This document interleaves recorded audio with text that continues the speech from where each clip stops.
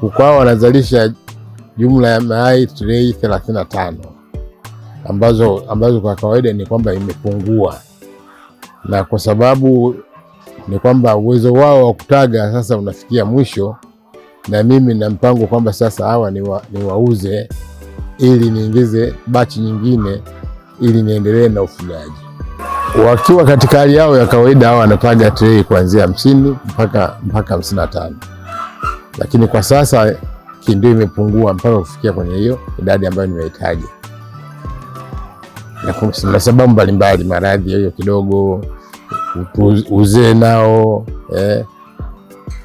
na wakati mwingine vyakula hivi tunavyowapa hatuna hakika navyo, kwa sababu kwa upande wa vyakula nako kuna shida, kwa sababu wenyewe ni biashara.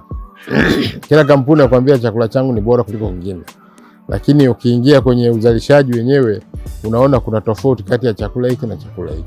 Kwa hiyo sisi kama wafugaji wakati mwingine tunapata shida ya kuyumba tuchukue chakula cha aina gani. Unachukua chakula unawalisha, lakini baada ya muda unaona kwamba hawaendi vizuri, unaopti sasa kuchukua chakula kingine. Kwa hiyo ndio shida ambayo nyingine inajitokeza hiyo.